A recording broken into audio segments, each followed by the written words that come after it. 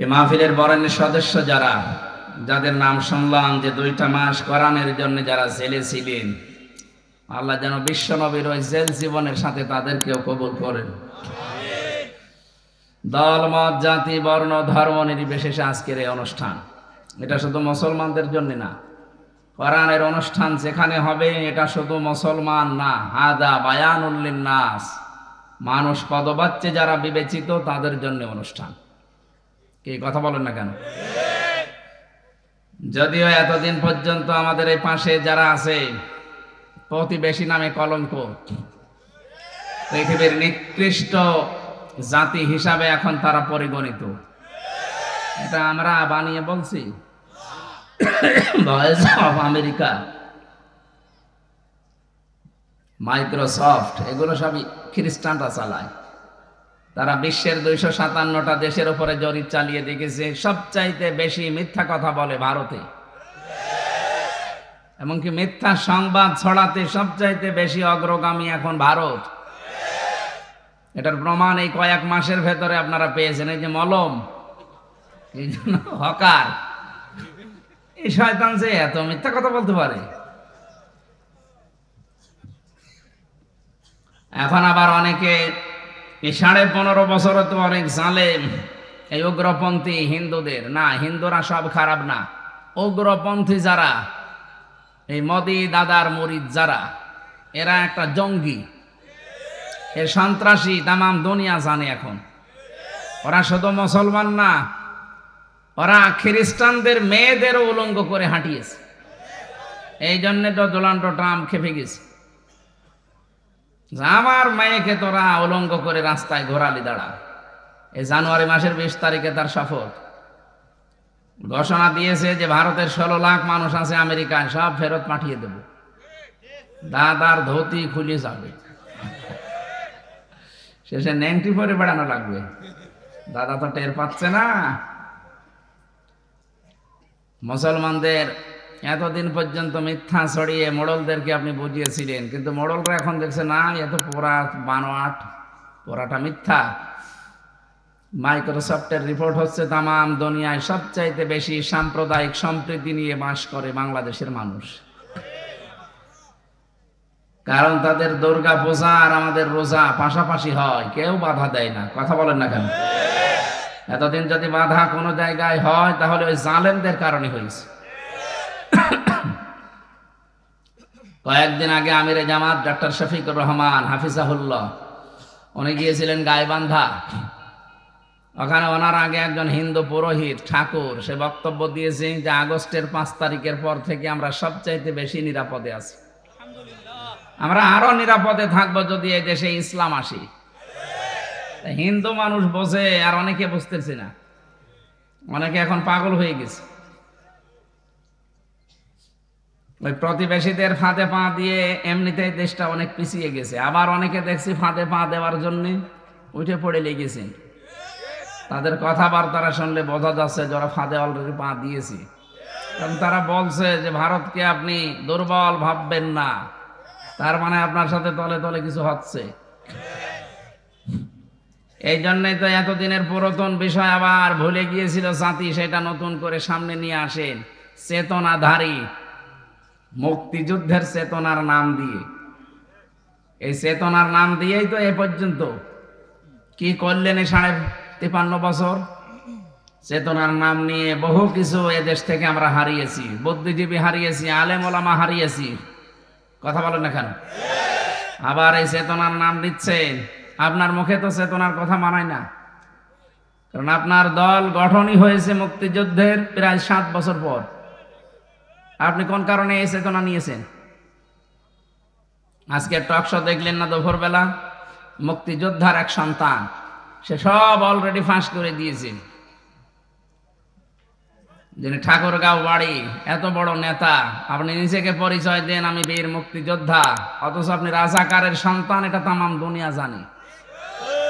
এই সমস্ত মিথ্যা কথা বলে জাতিকে, এই রাজাকার এই শব্দটা হাসিনার তৈরি করা, এই শব্দ এই জাতি আর খাবে না। নতুন কিছু যদি দিতে পারেন সেটা দিন। এই জন্য আপনারা পাগলামি ভালো করার জন্য আমাদের বাংলাদেশে একটা জেলা আছে পাবনা, হেমায়েত পরে অন্তত দড়ি দিয়ে বেঁধে পাঠিয়ে দেব। পাগলামি বন্ধ করবেন। এই চেতনা চেতনা নিয়েই তো এই 15.5 বছর আলেমদেরকে জেলে রেখেছিল। না আমার মতো মানুষকে আপনি জেলে রাখলেন 3 বছর, কোন অপরাধে বলেন? আমার নামে নাম দিয়েছে যে উনি যুদ্ধ অপরাধী, এদের পক্ষে কথা বলেন। নাউজুবিল্লাহি মিন যালিক। আপনি আন্দাজে এক কথা আমার নামে লাগিয়ে দিলেন।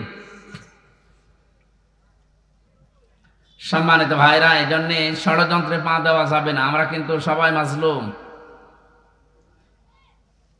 এই বৃহত্তর এই দলটাও মাজলুম দল। তাদের কিছু মানুষ ভেতরে এখন এই দলটাকে কালার করার জন্য চেষ্টা চালাচ্ছে। এই ক্যান্সার গুলো সেটে বাদ দেওয়া দরকার। তাদের নিজেদের কোনো পার্সোনালিটি নেই, নিজেদের কোনো মানে জনপ্রিয়তাও নেই। এই জন্য এই মানুষগুলো দেখছি একটু উল্টা পাল্টা কথা বলছে।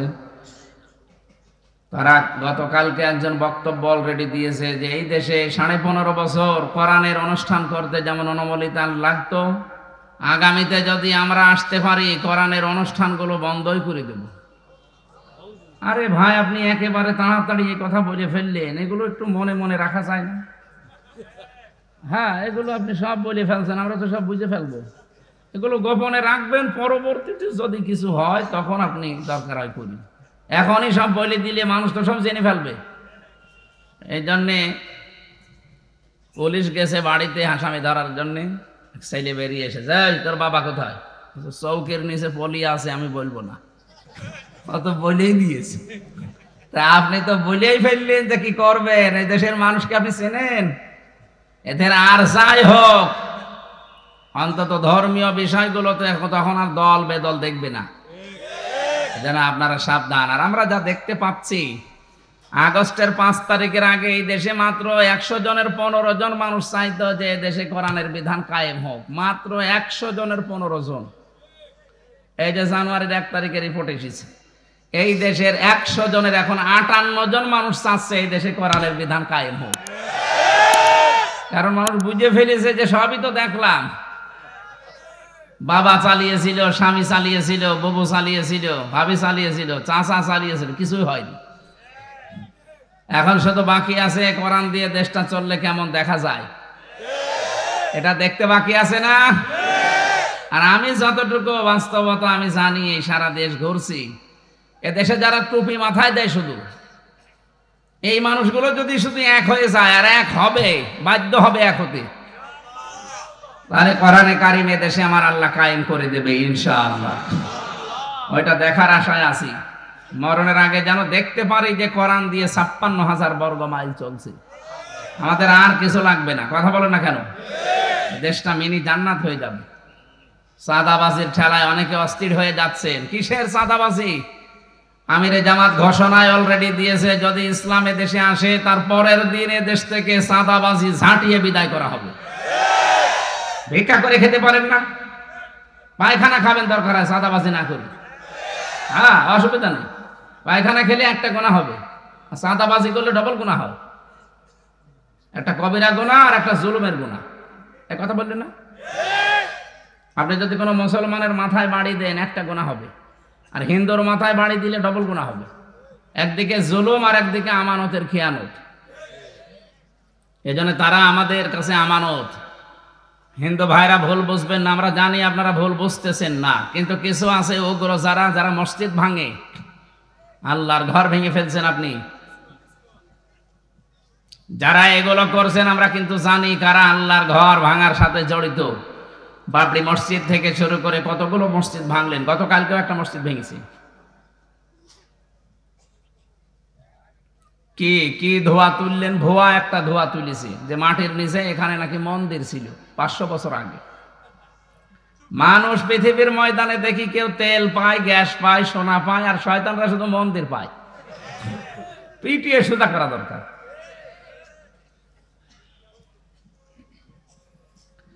হাজার হাজার বছর আগে, 1500 বছর আগের কথা। আপনাদের বাপ দাদারা আল্লাহর ঘর ভাঙতে এসে কাসফিম মাকুল হয়ে গেছে। কি হয়নি? আপনারা যে আরম্ভ করেছেন, যদি না থামেন আপনারাও কিন্তু টুকরা টুকরা হয়ে যাবেন। অলরেডি 7 সিস্টার ভাঙা আরম্ভ হয়ে গেছে। সারা বিশ্ব এখন আপনাদের উপরে রাগ। কেন? কারণ কারোর সাথে আপনার মিল নেই। আফগানের সাথে মিল নেই, পাকিস্তানের সাথে মিল নেই, মালদ্বীপের সাথে মিল নেই, নেপালের সাথে মিল নেই, ভুটানের সাথে মিল নেই, মায়ানমারের সাথে মিল নেই। আমাদের সাথে মিল ছিল, কন্যা নেই, মিল নেই। কি এক কন্যা আল্লাহ বানিয়েছিল আমাদের জন্য, স্বামী স্ত্রীর সম্পর্ক চলতো।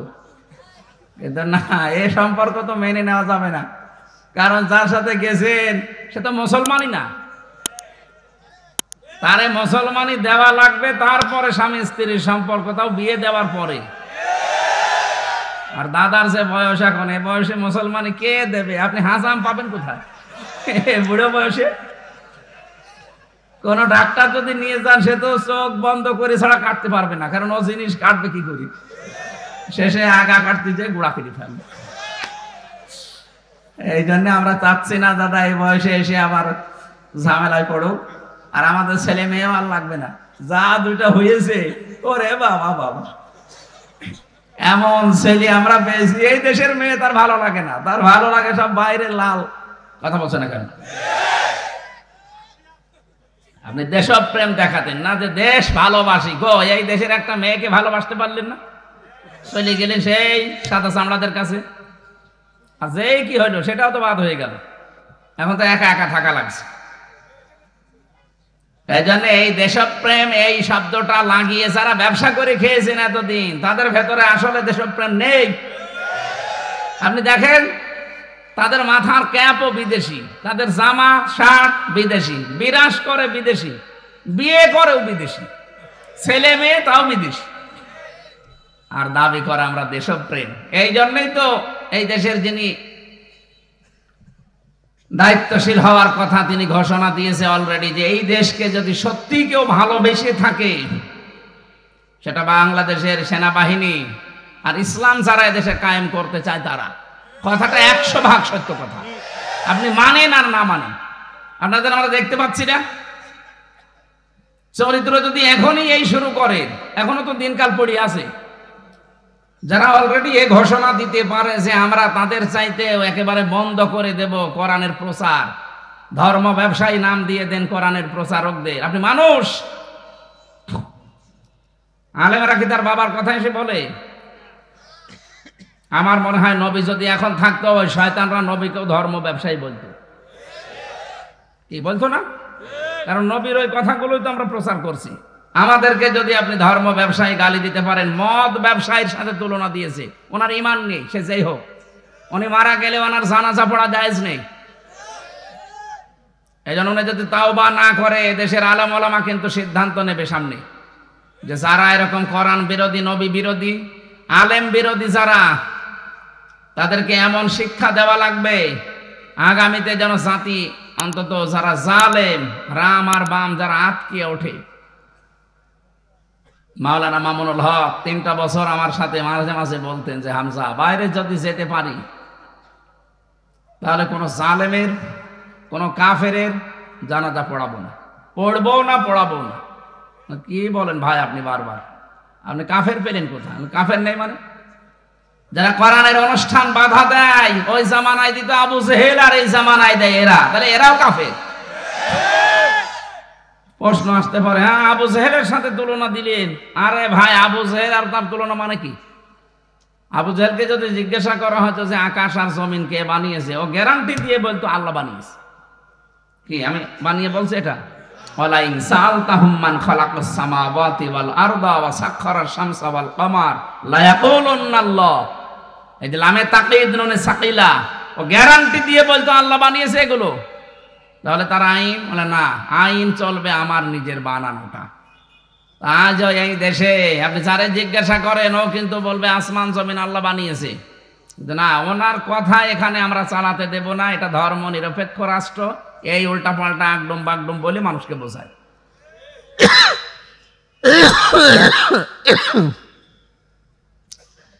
এই জন্য আমরা চাচ্ছি এই অনুষ্ঠানটা শুধুমাত্র আমাদের মুসলমানদের না, আমাদের কোরআনের অনুষ্ঠান সব মানুষের জন্য। আপনারা হয়তো এটা রেকর্ড হচ্ছে, এই জন্য বললাম। ওয়ালাকাদ কাররামনা বানি আদম, বনি আদমকে আমি আল্লাহ বানিয়েছি সম্মানিত, এদের সম্মান আমি আল্লাহ বাড়িয়ে দিয়েছি। এখানে আল্লাহ কিন্তু মুসলমানের নাম দেয়নি, মুমিনের নাম দেয়নি যে তাদের সম্মান আমি বাড়িয়ে দিয়েছি, না। পৃথিবীতে যারা বনি আদম সন্তান তাদেরই মর্যাদা আল্লাহ বাড়িয়ে দিয়েছেন, বলেন সুবহানাল্লাহ। এখানে যে জাতির লোক নামটা আমি বারবার বলছি এই কারণে, কারণ যেখানে এসেছি দেখেন দেবিদ্বার নাম শুনলেই বোঝা যাচ্ছে এখানে অন্য ধর্মের লোক আছে, যদি এখন মনে হয় কমে গেছে। আমার ভাইরা, এখানে যারা এসেছেন সবাইকে নিয়ে আল্লাহর দরবারে শুকরিয়া জানাচ্ছি, যিনি আমাদেরকে মানুষ বানিয়ে সম্মান বৃদ্ধি করে দিয়েছেন। অথচ এই মানুষের সম্মান নিয়ে এতদিন পর্যন্ত সিনেমেনে খেলা হচ্ছিল। সবচাইতে বেশি বাংলাদেশে মানুষের সম্মান মর্যাদা নিয়ে সিনেমেনে খেলা হয়েছে বেশি। কি কথা বলেন? আল্লাহ নিজে সম্মান দিলেন আর আপনি সম্মান নষ্ট করেন। এজন্য কোন জালেম যদি ক্ষমতায় বসে তাহলে তার প্রথম দফা দুইটা কাজ করে, সে প্রথমে সেই দুইটা কাজ করবে। অলাতি ইন্নালে মুলুকা ইযা দাখালু ক্বরিয়াতান আফসাদুহা ওয়া জাআলু আ'ইজ্জাতা আহলিহা আযিল্লা ওয়া কাযালিকা ইয়াফআলুন। সূরা নমলের 34 নম্বর আয়াতে আল্লাহ বলেন, এই কথাটা বিলকিস রানীর। কার? বিলকিস রানী সাবা, এই শহরের রানী ছিল, সে প্রধান সামগ্রী সম্রাজ্ঞী ছিল। সে ডাক দিয়ে বলেছে, দেখো মন্ত্রী পরিষদের লোকেরা, এ আমার সভাসদ বর্গ শোনো, কোন জালিম যদি এলাকায় প্রবেশ করে তাহলে দুইটা কাজ প্রথমে করে। এক নম্বরে ইদা দাখালু ক্বরিয়াতান আফসাদুহা, সেখানে সে বিশৃঙ্খলা তৈরি করে। দুই নম্বরে ওয়াজালু আইজ্জাতা আহলিহা আযিল্লা, ওই দেশে যারা সম্মানিত মানুষ আছে তাদের অসম্মান করে, অপমান করে, অপদস্থ করে। আপনি দেখেন 8 সাল থেকে শুরু করে এই 24 সাল পর্যন্ত বিশৃঙ্খলার কোন শেষ আছে? সেই শুরু করেছে 2008 থেকে 24 পর্যন্ত কতগুলো বিশৃঙ্খল ঘটনা ঘটিয়েছে। 57 জন অফিসার মারা থেকে শুরু করে, হেফাজত থেকে শুরু করে, এই 24-এ 2742 32 জন মানুষ হত্যা করা, সবগুলো বিশৃঙ্খল ঘটনা। এগুলো তৈরি করে করে মানুষের ভেতরে আতঙ্ক তৈরি করে রাখে। 2 নম্বরে সম্মানিত মানুষদের দ্বারা অসম্মান করে। বাংলাদেশে সর্বজন বিদিত সম্মানিত মানুষ আলেমরা, কথা বলে না কেন? শহীদ আল্লামা দেলাওয়ার হোসাইন সাইদি রহমতুল্লাহ আলাই তার ভেতরে একজন। এটা মানেন তো? আপনি না, শয়তানও মানে, শয়তান পর্যন্ত মানে, বিশ্বাস করে না। লোকটা ভালো ছিল। আমি দেখেছি কারারক্ষীদের ভেতরে যেগুলো অমুসলিম, এনারা ওনার দায়িত্ব পালন করত। আমার সময় এসে তাদেরকে আমি পেয়েছিলাম, মাঝে মাঝে রাতের বেলা ডেকে তুলে আমারে গল্প শোনাতো কারারক্ষী। হুজুর, মানুষের ভেতরে এত ধৈর্য ভগবান দেয়। ভগবান মানে মানে ও তার আল্লাহ বলবে না। দেবদুলাল নাম, দেবদুলাল নাম শুনে বোঝা যাচ্ছে না কোন ধর্মের। এসে বলতো মাঝে মাঝে আমারে ডেকে, একটু মিল হয়ে গিয়েছিল আমার সাথে। এরপরে সুব্রত বালা, অসিত কুমার। আমাদের ভাগ্যে শুধু হিন্দু পড়তো, আর মুসলমান আমাদের দিত না। আমার আর মামুনুল হককে দিত যা পাহারায় সব হিন্দু। কি আপনার মুসলমান নেই? এতগুলো কারারক্ষী। বলছে না, আমাদের ভাগ্যে পড়েন আপনারা। ও, তোমাদের বেছে বেছে দেয়। ফাঁসিরাই কন্টেম সেলের ভেতরে আমাদেরকে রেখে সামনে বসে থাকতো, কেউ যেন আমাদের সাথে কথা না বলে। এসে বলতো যে হুজুর, ভগবান মানুষকে এত ধৈর্য দেয়। আমরা সাইদি সাহেবের পাহারাও দিয়েছিলাম আপনার মতো, দেখেছি যে লোকটার ভেতরে ধৈর্য কি। 13টা বছর দুনিয়ার জীবনে শুধু একটা ঘরে কাটিয়ে দিয়ে গেল, কোনদিন বিরক্ত হয়নি। আমি একটু বিরক্ত হয়ে যেতাম, ছোট মানুষ তো, কারণ আমিও যোগাযোগ বিচ্ছিন্ন ছিলাম। তারপরও মাওলানা মামুনুল হক ভাই আমার সাথে ছিল, আমি অনেক সাপোর্ট পেয়েছি লোকটার। শুকরিয়া লোকটার প্রতি আমি ঋণী তার কাছে। আল্লাহ তাকে হায়াতে তাজ্জেবা সিহাতে কুল্লিয়া দান করুন। আপনাদের পাশের জেলা এটা কুমিল্লা না? কুমিল্লার একটা সন্তান ছিল মুফতি আমিনী সাহেবের জামাই মাওলানা সাখাওয়াত হোসেন রাজি হাফিজাহুল্লাহ, ভালো ভালো আলেম একজন, মার্জিত মানুষ। উনিও আমার পাশের ছেলে ছিল, অনেকদিন ছিল লোকটা। এই যে মানুষগুলোর আমরা ধৈর্য দেখলাম, আপনার ভেতরে মাঝে মাঝে আমরা অস্থিরতা দেখি কেন? মনে ওই মানে তো আমি এখনো যেতে পারিনি। কোথায় আল্লামা দেলাওয়ার হোসাইন সাইদি আর কোথায় হামজা, তার পশমের সমান হতে পেরেছি আমি। আপনি আমার ভেতরে ওনারে খোঁজেন। যাই হোক, যে সম্মানিত মানুষদেরকে যারা অসম্মান করে, অপমান করে, এটা জালেমের 2 নাম্বার কাজ। বাংলাদেশে যে 2টা কথা বললাম কোরআন দিয়ে, 2টাই অলরেডি ঘটিয়েছে। কথা বলেন না কেন?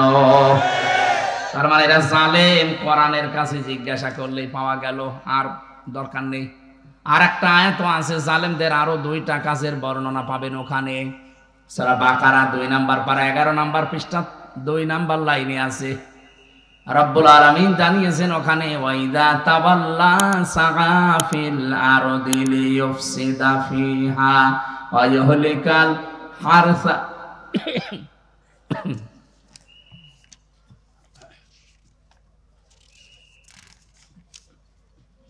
ওয়া ইহলিকাল হারসা ওয়ান নাসলা ওয়াল্লাহু লা ইউহিব্বুল ফাসাদ।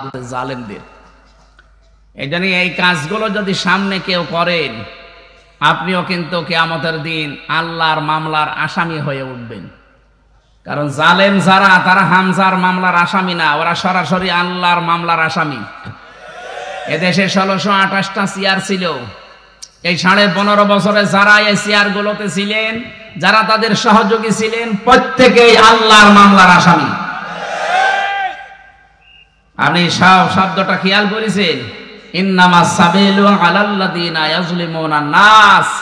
অবশ্যই আমি আল্লাহ মামলা দেব তাদের বিরুদ্ধে যারা মানুষ হয়ে মানুষের উপরে জুলুম করে। ইন্নাহু লা ইফলিহুজ জালিমুন। জালেমরা কখনো সফল হচ্ছে না, হবেও না। ইফলিহু এটা মজারে, বর্তমান ভবিষ্যৎ, প্রেজেন্ট ফিউচার। এই জন্য আগামীতে কেউ যদি আসেন চেয়ারে, যদি জুলুম করেন এবং জুলুম করার চিন্তা ভাবনা থাকে, আপনি কিন্তু সফল হতে পারবেন না। কারণ মাজলুমের চোখের পানি শুধু পড়তে দেরি, আরো সে চলে যায়। যদিও এটা একটা দুর্বল পয়েন্ট, তারপরও আমি শিক্ষার জন্য বলছি। তাবারিতে পেয়েছি, তাফসিরে তাবারি। এই যে সাদ্দাদের নাম শোনেন? আমি শিক্ষার, আমি বলছি কিন্তু দুর্বল, এটা পয়েন্টটা দুর্বল, এর সনদও দুর্বল। আমি শিক্ষার জন্য বলছি। কয়েক মিনিট এদিকে আছেন তো আপনারা? এই যে ইফলিহুজ জালিমুন, বহু বচন দিলেন আল্লাহ। ইফলিহু মজারে, বর্তমান ভবিষ্যৎ, প্রেজেন্ট ফিউচার। জালেমরা সফল হচ্ছে না, হবেও না, এবং তাদের কোনো স্বপ্ন সাদ আল্লাহ শেষ পর্যন্ত আর পূরণ করতে দেয় না। এই লোকটার কাছে ওই জামানার নবী হুদ আলাইহিস সালাম দাওয়াত নিয়ে গেছে। ও নবীর কথাগুলো শোনার পরে ডাক দিয়েছে, তোমার বানানো, আল্লাহর বানানো জান্নাত আমার লাগবে না, আমি নিজে বেহেশত বানাবো। তুমি শুধু আমারে আইটেম দাও, এর বর্ণনা বলো, আমি এইভাবে জান্নাত নিজে বানিয়ে নিজে থাকবো। উনি বর্ণনা দিলেন জান্নাতের, যে জান্নাতের পাথর হবে এক একটা, ইট হবে স্বর্ণের, রূপার। বলছে ঠিক আছে। যতগুলো প্রদেশের দায়িত্বে সে ছিল, সব প্রদেশকে খবর দিয়েছে যে আমার স্বর্ণ লাগবে, যেখানে যা পাও পাঠাও, আমি জান্নাত বানাবো। 22 বছর ধরে একাধারে জান্নাত মন মতো বানিয়েছে। যতটুকু এরিয়া নেওয়া যায়, বিশাল এরিয়া নিয়ে সে তৈরি করেছে জান্নাতের বিশাল। শুধু জান্নাত এতটুকুই শেষ করে দেয়নি, এখানে যেহেতু হুর গেলমান লাগবে, যুবক আর যুবতীদেরকে এনে এনে ঘরের ভেতরে রেখে দিয়েছে, এটা হুর গেলমান। পেয়াদারা সেখানে যা স্বর্ণ পায়, রূপা পায়, নিয়ে আসে। এক বিধবা মেয়ে লোকের 1 টুকরা স্বর্ণ ছিল, ওইটাই তার সম্বল। এরা যে বলছে দাও, এটা বলে না, এটা নেবেন না, এটাই আমার জীবনের শেষ সম্বল। আমার স্বামী মারা গেছে, বাবা মাও নেই, আমি অসহায় মানুষ। বলে না, বাদশার স্বপ্ন 7 পূরণ করা হবে, জান্নাত বানাতে হবে, দিয়ে দাও তাড়াতাড়ি। জোর করে কেড়ে নিয়েছে। মেয়েটা মাটির সাথে গড়াগড়ি দিয়ে বরদোয়া দিয়েছিল, মালিক আমার শেষ সম্বলটুকু যে জালেম কেড়ে নিল, তার স্বপ্ন তুমি পূরণ করতে দিও না। মাজলুম যদি সত্যি কোনো কিছু বলে, ওটা কিন্তু সঙ্গে সঙ্গে আরো সে চলে যায়। কি এটা যে চলে যায়, আপনাকে কি দেখানো লাগবে? ওই যে ছোট হুজুর যেটা ছিল না, মাদানি, ও আমার সাথে 2 মাস ছিল আমার ঘরে। মাঝে মাঝে আমারে বলতো, হামজা ভাই আমারে নিয়ে যে হাউ আঙ্কেল, এই লোকটা রাত 12:30টার পরে ওই যে হাতির ছিলে 2 পাশের রাস্তা বন্ধ করে দিয়ে আমারে পুরো উলঙ্গ করেছে। একটা অর্ধ উলঙ্গ মেয়ে লোক নিয়ে এসে আমার সাথে দাঁড় করিয়ে সিগারেট হাতে দিয়ে কাঁধের উপরে হাত তুলে দিয়েছে। আমি যতটুকু মানুষ, ওর কাঁধ কি, হ্যাঁ একেবারে ছোট, এই যে এই পর্যন্ত আমার। ছবি তুলতেছে। আমি এক এসআইকে জিজ্ঞাসা করলাম, ভাই আপনারা যা করছেন এটা হারুন স্যার জানে না? মানে উনি করাচ্ছে। বলে এত অসহায় লাগছিল নিজেকে, শেষ পর্যন্ত বরদোয়া করলাম, আল্লাহ যে অসহায় অবস্থায় আছে, আমি একটা মাজলুম, তুমি তো দেখতে পাচ্ছ, মেহেরবানি করে এটা তুমি তার জীবনেও দেখিও। আল্লাহ ঠিক দেখিয়েছে, জীবদ্দশাই কয়েছি। এই যে বরদোয়া যে কাজে লাগে।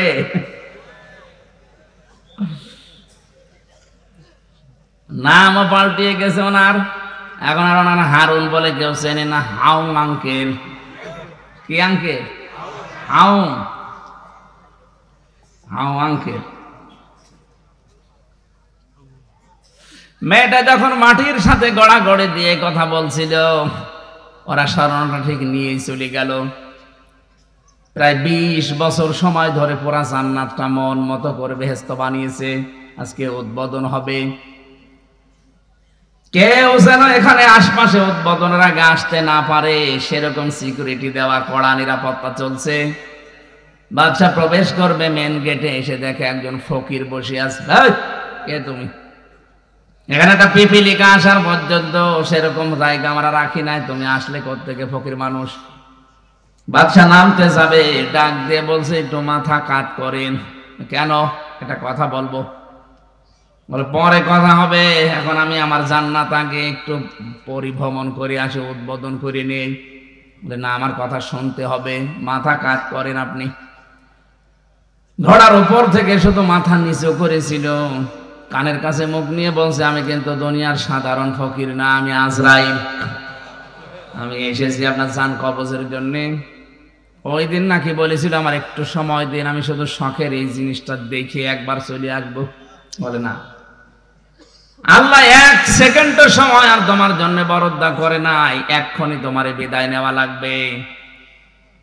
ও তারপরও জোর করে জান্নাতের চৌকাঠ স্পর্শ করতে চেয়েছিল, পারে নাই। ঘোড়ার পিঠ থেকেই পড়ে গেছে, চৌকাঠ পর্যন্ত যেতে পারেনি। মুফাসসির যারা, যদিও বললাম দুর্বল শিক্ষা এখানে আছে এই কারণে, যারা তাফসীর করেন তারা লিখেছেন কয়েকটা পয়েন্টের ভেতরে যে এই লোকটা তার নিজের এত বড় স্বপ্নের জিনিসকে উদ্বোধন পর্যন্ত করতে পারে নাই, স্পর্শ পর্যন্ত চৌকাঠ করতে পারে নাই। ওই বরদোয়া ছিল ওই অসহায় মেয়ে লোকটার।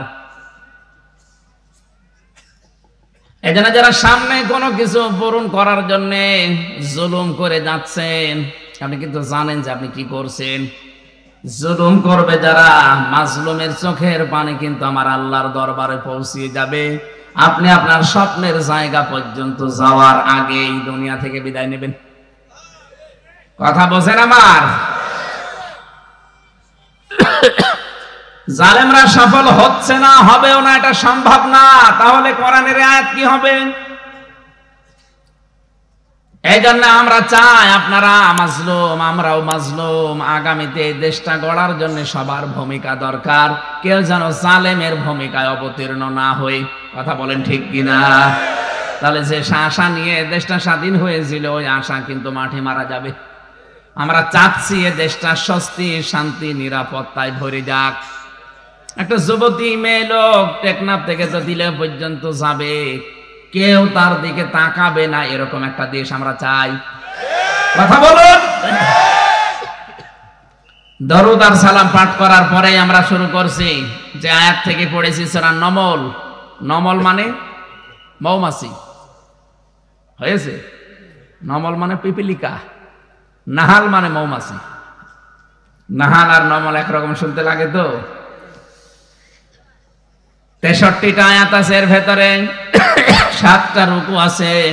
মক্কায় নাজিল হয়েছে, মাত্র একটা আয়াত আমরা পড়েছি, 15 নম্বর আয়াত। এখান থেকে আমরা বাস্তবতার সাথে মিলিয়ে তাফসীর আকারে কিছু কথা শুনতে চাই ইনশাআল্লাহ।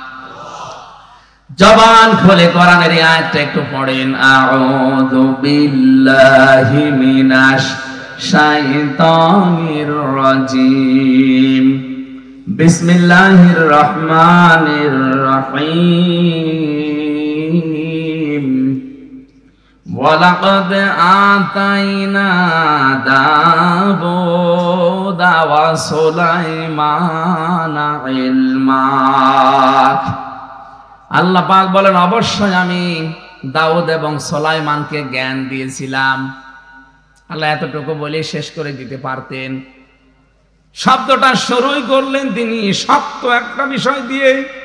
আল্লাহ দিয়েছেন ওয়ালাকাদ, লাম একটা, কদ একটা, ওয়া একটা, এতগুলো কথা বলে তারপরে আরম্ভ করছেন যে আমি কিন্তু দিয়েছি, দাউদ আর সুলাইমানকে জ্ঞান দিয়েছি। এই আয়াতের তাফসীর পড়তে গিয়ে আমি পেয়েছি তাফসীরে ফি জিলালিল কোরআন, সাইয়্যিদ কুতুব লিখেছেন তামাম দুনিয়ায় যত কিছু আল্লাহ পাঠিয়েছেন সব চাইতে বড় দয়া আমার আল্লাহর পক্ষ থেকে এসেছে জ্ঞান। কি এই জন্য দুনিয়াতে যাদের জ্ঞান দেওয়া হয়, কোরআনে কারীম জানিয়েছে ওয়াল্লাযীনা উতুল ইলমা দারাজাত আল্লাহু বিমা তা'মালুনা খাবীর। যাদেরকে জ্ঞান দেওয়া হয়, ইলম দেওয়া হয়, এই মানুষগুলোর মর্যাদা আমার আল্লাহ দিনের পর দিন বাড়াতেই থাকে। প্রশ্ন আসতে পারে, কত জ্ঞানী মানুষকে তো এখন মানুষ ঘৃণা করছে। আপনাদের পাশের জেলা কিশোরগঞ্জ, কিশোরগঞ্জ পাশে না, এক জেলা পরে, এখানে যে বড় আলেমের নাম শুনতাম আমরা, ফরিদউদ্দিন মাসউদ, একটা জ্ঞানী মানুষ, কিন্তু জ্ঞান অনুযায়ী কাজ না করার কারণে এখন কুকুরের চাইতেও ঘৃণিত হয়ে গেছে। আপনি কি মনে করেন কুকুরকে মানুষ যেভাবে ভালোবাসে, সম্মান দেয়, তাকে ভেবে ভালোবাসে না? আমি সামনাসামনি দেখেছি মানুষ জুতা মারছে তাকে। হয়তো উপরে উপরে অনেকে কিছু বলতে পারে, 15.5 বছর বলেছে, কিছু করার ছিল না, কারণ সে বাতিলের 5 আটা গোলাম ছিল। এই যে কফিলউদ্দিন সরকার সালেহী না কি আছে, সারাটা জীবন বাতিলের 5 আটা গোলামি করেছে। এখন মানুষের ভেতরে ওর প্রতি ভালোবাসা, শ্রদ্ধার নেই। সামনাসামনি কিছু বললেও পেছনে যে বলবে, দেখবেন আল্লাহ ও শয়তান মরে না কেন? কারণ যারা জ্ঞান অনুযায়ী আমল করে না, কাজ করে না, তাদের ভেতরে আমার আল্লাহ সৃষ্টি জগতের ঘৃণা তৈরি করে দেয়। নবীদেরকে আমরা দেখি নাই, কিন্তু নবীদের প্রতি ভালোবাসা, মহব্বত আমাদের একটা আলাদা ভাবে আছে না নেই? কেন আছে? কারণ তারা তাদের জ্ঞান অনুযায়ী আমল করত। কথা বলেন ঠিক কিনা? এই পৃথিবীতে আপনি দেখবেন যারা তাদের জ্ঞান অনুযায়ী কাজ করবে, তাদের মর্যাদা দিন যত যাবে আল্লাহ বাড়াতেই থাকবে। আর যারা জ্ঞান অনুযায়ী আমল করে না, ওরা জ্ঞানী হতে পারে, কিন্তু দিন যত যাবে তাদের সম্মান মর্যাদা দুনিয়ায় আল্লাহ কমাতেই থাকবে। আমার কথা বুঝেছেন? হযরত দাউদ আলাইহিস সালাম আর সুলাইমানকে আল্লাহ দিয়েছিলেন জ্ঞান। কি দিয়েছেন? এই দুইজন জ্ঞান পাওয়ার পরে যে প্রথম কথাটা বললেন, এই এদিকে তাকান, ওয়াকালা আলহামদুলিল্লাহিল্লাযী ফাদ্দালানা আলা কাসীরিম মিন ইবাদিহিল মুমিনিন। অকলা দিবসন, তারা দুইজনেই প্রথমে জ্ঞান পাওয়ার পরেই বলেছে শুকরিয়া, প্রশংসা আল্লাহর। এরা জ্ঞান পাওয়ার পরে শুকরিয়া আদায় করে, প্রশংসা করে কার? আর এই দেশে বহু জ্ঞানী মানুষ আমরা দেখতে পাই, এরা জ্ঞানী মানুষ হওয়ার পরে শুকরিয়া প্রশংসা আদায় আল্লাহর না শয়তানের করে। কারণ আল্লাহর আইনের পক্ষে তাদের কোনো অবস্থান নেই। মানুষের তৈরি করা আইনের পক্ষে যারা কাজ করে এরা প্রশংসা করে মূলত শয়তানের। এক কথা বলছেন না? জ্ঞানী মানুষ যারা এরা তো প্রশংসা করবে আমার আল্লাহর। আলহামদুলিল্লাহিল্লাযী আনজালা আলা আবদিহিল কিতাবা ওয়া লাম ইয়াজআল লাহু ইওয়াজা। প্রশংসা তো আল্লাহর এই কারণে, কারণ তিনি তার বান্দার প্রতি এমন কিতাব দিয়েছেন যে কিতাবে কোনো বাঁকা কথা নেই। সুবহানাল্লাহ বলতে পারেন না? সুতরাং জ্ঞান যদি কেউ পায়, আসমানের জ্ঞান যদি কেউ পায়, তার প্রথম নাম্বারে কাজ হবে নবীদের মতো। নবীরা কি করলেন? প্রশংসা করলেন আল্লাহর। কিভাবে? আল্লাহ পাক বলেন ফাদ্দালানা আলা কাসীরিম মিন ইবাদিহিল মুমিনিন।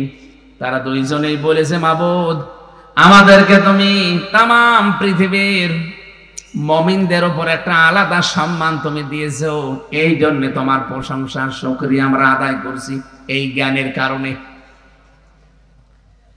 এখানে শব্দটা আমি দেখেছি তাফসীরের ভেতরে মিন ইবাদিহিল মুমিনিন, তোমার মুমিন বান্দাদের ভেতরেও তুমি আলাদা ভাবে আমাদেরকে সম্মান দিলে, এমনকি তুমি আমাদেরকে মুমিন বানালে। এ বাংলাদেশে 18 কোটি মানুষ, এর ভেতরে যারা সত্যিকারের ঈমানদার, যে মানুষগুলো এই বান্দা বান্দীদের ভেতরে ঈমান আনতে পেরেছে নারী পুরুষ, তারা যেন অন্তত এখনই শুকরিয়া আদায় করে নেয়, আল্লাহ তুমি আমাকে ওদের মতো বানাতে পারতে, আলাদা ভাবে একটু আমাকে নিয়ামত দিয়েছো, অন্তত ঈমানের যে বিশাল দৌলতটা আমারে দিয়ে আমাকে দুনিয়ার আখিরাতে সম্মান বৃদ্ধি করে দিয়েছো। পৃথিবীতে হয়তো অনেকে ঈমানের কদর না বোঝার কারণে আমার উল্টাপাল্টা কথা বলে, তো ঈমানের মর্যাদা দাম কি এটা তো আমি এখন টের পাচ্ছি। এখন আমার প্রশ্ন হচ্ছে, তিনি কেন আল্লাহর বান্দাদের কথা না বলে মিন ইবাদিহিল মুমিনিন বললেন? যে মুমিন বান্দাদের থেকে তুমি আমাদেরকে আলাদা ভাবে একটা ফজল দিলে, অনুগ্রহ দিলে। এই যে ফাদ্দালানা, তুমি আমাদেরকে ফজল দিয়েছো, আমাদের মর্যাদা সম্মান বাড়িয়ে দিয়েছো, এই মর্যাদা কি? তাফসীরে মুফাসসির বলেন 1 নাম্বার মর্যাদা এই দুইজন নবীকে আমার আল্লাহ দিয়েছিলেন কিন্তু রাষ্ট্র ক্ষমতা। কথা বলেন? রাষ্ট্র ক্ষমতা এটা একটা আলাদা মর্যাদার প্রতীক। আজ যারা অনেক মানুষ এই ধারণায়, যে কয়েকদিন আগের কথা বললাম, যারা বলছে এরা ধর্ম ব্যবসায়ী, এরা ধার্মিক না, এরা ওয়াজের ময়দানে তাফসীরের ময়দানে কত রাজনীতির কথা বলে। আরে ভাই আপনি কি বলছেন? আজকে সকালবেলা একজন বক্তব্য অলরেডি দিয়েছে যে কোরআনে কারিমে কোনো রাজনৈতিক কথা নেই, ইতি অমুক। আরে ভাই আপনি জানেন কোরআনে কি আছে না আছে? আপনি জানেন? আপনি কি কোরআনে পড়েছেন কোনোদিন? কোরআন কিভাবে লিখতে হয় আপনি জানেন? কোরআনের অর্থ কি জানেন? আপনি যা আন্দাজে এক ফতোয়া দিয়ে দিলেন। আলা তাকফু মা লাইসা লাকা বিহি ইলমুন, যে বিষয়ে তোর জ্ঞান নেই মুখ খুলবি না। কে বলছেন? বলেন বলেন। যে বিষয়ে তোমার জানা নেই এই বিষয়ে কথা বলবা না। আর বাংলাদেশের রোগ হচ্ছে যেটা জানে না ওইটা বেশি করে বলে। আপনি কি জন্য বলতে যাচ্ছেন যে কোরআনে রাজনৈতিক কোনো কথা নেই, আলেমরা বানিয়ে বলছে? কেন বলেন? আপনি জানেন কোরআন কি?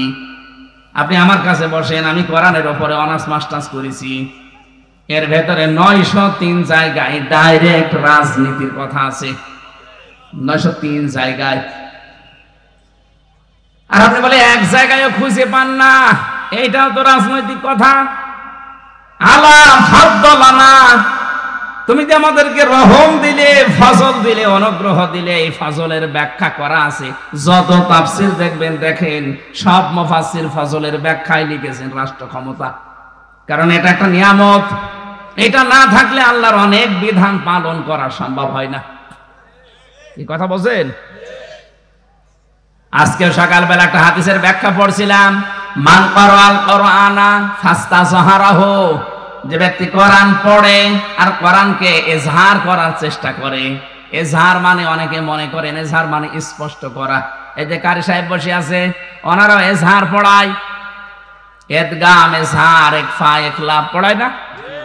এজহার মানে কি শুধুমাত্র স্পষ্ট করা? আপনি আধুনিক ব্যাখ্যাগুলো নিয়ে আসেন। এজহার মানে কায়েম করা, এজহার মানে বিজয় করা। তাহলে কোরআন শুধু পড়লেই হবে না, কোরআনকে বিজয় করার জন্য চেষ্টা চালাতে হবে। আর এটা তো করবে ফেরেশতারা। বলেন আপনি কিসের কোরআন পড়েন? কেউ যদি কোরআন পড়তেই চায়, মান করাল কোরআনা, কোরআন যদি কেউ পড়তে চায় তার চারটা শর্ত তাকে মানা লাগবে। এক নম্বরে শুদ্ধ করে পড়বে, 2 নম্বরে বুঝবে, 3 নম্বরে নিজে মানবে যতটুকু বুঝেছে, 4 নম্বরে মানুষকে যেন মানতে পারে সেই ব্যবস্থা করে দেবে। আরে ভাই আমরা তো ওইটাই চাই। আমি নিজে যতটুকু শুদ্ধ করে পড়েছি বুঝেছি আমি মানি কম বেশি, কিন্তু আমি নিজে পারবো না, আমি মানুষকে মানাতে চাই। কারণ পুরা মানব জাতি যদি না মানে আমার দেশের মানুষ, তাহলে আমিও কয়েকদিন পরে আর ওই বিধানটা মানতে পারবো না। এই জন্য পরের শব্দে আছে ফাহাল্লা হালালাহু ওয়া হারামা হারামাহু। কোরআন যদি বিজয়ী হয়ে যায় তাহলে হালালকে হালাল জেনে মানতে পারবেন, হারামকে হারাম জেনে ছেড়ে দিতে পারবেন। এদেশে আজ 53 বছর কোরআন বিজয়ী নেই, এই জন্য হালালকে হালাল জেনে আমরা মানতেও পারি না, হারামকে হারাম জানার পরও ছেড়ে দিতে পারি না। বলেন তো এই কথা ঠিক আছে কিনা? এদেশে হালালকে হালাল জানার পরও আমরা মানতে পেরেছি না? অনেক জায়গা আছে মানতে পারি না। এমনকি হারামকে হারাম জানার পরেও আমরা অনেকে ছেড়ে দিতে পারি না, কারণ কোরআন বিজয় নেই। এই কারণে কোরআন যদি বিজয় থাকে আপনি বাধ্য হবেন হালালকে হালাল জেনে মেনে নিতে, আর হারামকে হারাম জেনে আপনাকে মানতে বাধ্য করা হবে। মানবেন না মানে? অনেক মানুষকে এই জন্যই তো ভয় দেখানো হচ্ছে, ইসলাম যদি চলে আসে তাহলে কিন্তু হাত কেটে দেবে। আরে ভাই আপনি কি চোর নাকি যে আপনার হাত কাটা হবে? যারা চোর তাদের নাই ভয় লাগতে পারে, তার মানে আপনি চুরি করবেন এই ভয় আছেন। মেয়েদেরকে তারা বিভিন্ন কায়দায় বোঝাচ্ছে যে এরা ধর্মের নামে রাজনীতি করে, ধর্ম ব্যবসা করে, এদের কথা মানবেন না। ইসলাম আসলে কিন্তু আপনারা ঘরবন্দি হয়ে যাবেন। আমির জামাত পোড়াটা উল্টিয়ে দিয়েছে, উনি ঘোষণায় দিয়ে দিয়েছে ইসলাম যদি দেশে আসে সবচাইতে বেশি নিরাপদে থাকবে মেয়েরা। আর মেয়েরা এখন বিশ্বাসও করছে, কারণ তারা দেখতে পাচ্ছে যে আপনারা তাদের কাছে ভোগ করার চেষ্টায় আছেন। আর সম্মান মর্যাদা যদি দিতে যায় দেশে, ইসলাম তাদেরকে দিতে পারে। আমাদের আদি পিতা হযরত আদম আলাইহিস সালাম, তাকে আল্লাহ সরাসরি ওই জায়গায় মেয়েদের যে মর্যাদা সম্মান জান্নাতের ভেতর থেকে দেওয়া আরম্ভ করেছে।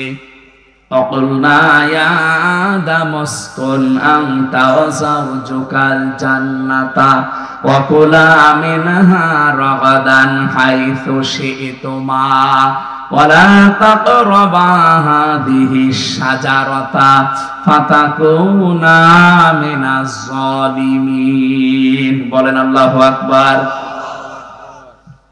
রব্বুল আলামিন বলেন, হে পৃথিবীর মানুষেরা সাবধান। আদম নবীর ঘটনাটা আল্লাহ আমাদের শোনাচ্ছেন কেন? এখানে শিক্ষা আছে। আদম আলাইহিস সালামকে বললেন তোমার স্ত্রী এটা নিয়ে চলে যাও জান্নাতে, সাবধান, যা ইচ্ছা খাবে, যা ইচ্ছা ধরবে, কিন্তু ওই গাছটার কাছে যাবে না। প্রশ্ন আসতে পারে, হযরত আদমকে আল্লাহ বিয়ে দেওয়ার পরেই নিয়ে গেলেন জান্নাতে, হযরত আদম আলাইহিস সালাম আর হাওয়া বিয়ে হওয়ার পরে তারা গেলেন তাদের বাড়িতে, কারণ জান্নাত আদম আলাইহিস সালামের বাড়ি আর আমাদের বাবার বাড়ি। কথা বলে না? এখান থেকে একটা মাসলা বের হয়, বিয়ে করার পরে আপনাকে কিন্তু বউ নিয়ে বাবার বাড়ি যাওয়া লাগবে। অথচ আমরা অনেকে এই ঘর জামাই থেকে যাই, নাকি এলাকায় ঘর জামাই সিস্টেম নেই। বউ বিয়ে করে নিয়ে যাও নিজের বাড়িতে, কি করবা ওখানে? আল্লাহ প্রথম শব্দটায় ওদের অধিকার কিভাবে দিয়েছেন এই শব্দের দিকে খেয়াল করেন ভাই। ওয়াকুলা, আংতা ওয়াকুলা দেয়নি, একবারে কোলা দিয়ে বচন দিয়েছেন। রব্বুল আলামিন বলেন, হে নবী আদম, স্ত্রীকে নিয়ে বাড়িতে যাও, কিন্তু সাবধান, নিজে যেভাবে খাবে, নিজে যেভাবে পরবে, ওই মানের খাবার, ওই মানের পোশাক স্ত্রীকে দেওয়া লাগবে। এই জন্য মাঝখানে আল্লাহ আংতাটা আর দেয়নি। এর চাইতে অধিকার আপনাদের আবার কে দেবে? বউ নিয়ে শুধু ঘরের ভেতরে বন্দি করে রাখবেন। ওরা আজ রামবামরা যেটা আমাদের শোনাচ্ছে যে তোমাদের ঘর বন্দি করে রাখবে, ইসলাম বলে না, রাগাদান হাইসু শিতুমা, যেখানে ইচ্ছা নিয়ে যাবে, যা ইচ্ছা খাওয়াবে। এই জন্য মেয়েদেরকে, স্ত্রীকে ঘুরতে নিয়ে যাওয়া এটা কিন্তু নবীর সুন্নাহ। হ্যাঁ, ঘুরতে নিয়ে যাবেন, জিনিসপত্র দেবেন, সাবধান, ওয়ালা তাকরাবা হাদিহি শাজারা, এই গাছের কাছে যাবেন না। এ গাছ কোন গাছ? মনে করে গন্ধম গাছ। শুধু গন্ধম না, তাহলে কোরআনে আয়াত নাযিল করে ১৫০০ বছর পরে আমাদের শোনানো লাগতো না। এখানে গাছ বলতে আল্লাহর নিষিদ্ধ বর্ডার। এই বাংলাদেশ সহ বিশ্বে এখন মুসলমানদের জন্য আল্লাহর নিষিদ্ধ বর্ডার আছে এই পৃথিবীর জমিনে ৫০০। কত? কোরআনে আল্লাহ ৫০০ বর্ডার দিয়েছেন। আমাদের জীবন চলতে চলতে যদি ওই বর্ডারের কাছে যায়, হঠাৎ থেমে যাওয়া লাগবে। কথা বলে না কেন? যদি বর্ডার পার হয়ে চলে যান, বিএসএফ আপনাকে গুলি করে দেবে। রব্বুল আলামিন বলেন, বর্ডার যদি ক্রস করো, দুইজনেই কিন্তু জালিম হয়ে যাবে। এই জন্য বউ নিয়ে এমন কোন অনুষ্ঠানে যাওয়া যাবে না যেখানে গেলে আপনার নিজেরও পর্দা থাকে না, আপনার বউরও পর্দা থাকে না। এরকম অনুষ্ঠান দেশে নেই? এই যে গায়ে হলুদের অনুষ্ঠান করেন, এটা তো হিন্দুদের কালচার। কোথায় পেলেন আপনি? এরপরে বরযাত্রী নিয়ে যায় অনেকে, এটা কোথায় পেয়েছেন? এটাও তো হিন্দুদের। মুসলমানদের হবে অলিমা। কি হবে? আমাদের অলিমা আছে? নেই। এখন খালি বরযাত্রী নিয়ে যায় ১৫০, ২০০, ৫০০। আমার মনে হয় বরযাত্রী যাওয়ার মতো ইতরামি আর এই ছোট লোকই কাজ দুনিয়ায় আর নেই। ওই লোকটা ১৮, ২০ বছর, ২২ বছর একটা মেয়েকে মানুষ করে আপনার দেশে, এইটাই তো সেজদায় পড়ে থাকার কথা। এরপর আবার ২০০ মানুষ তার বাড়িতে খাওয়া লাগবে। আপনি কি এত ছোট লোক কেন? কারা কারা বরযাত্রী খেয়েছেন হাত তোলেন তো। ছোট লোক না, আর যাবেন না ভাই, সামনে এটা আর যাওয়া যাবে না। যাবেন? বিয়ে করলে সামর্থ্য থাকলে অলিমা করবেন। অলিমা করেছেন কারা হাত তোলেন তো। ১০০। আপনার আবার কিসের অলিমা? আপনাকে বিয়ে সামনে করবেন না করেছেন?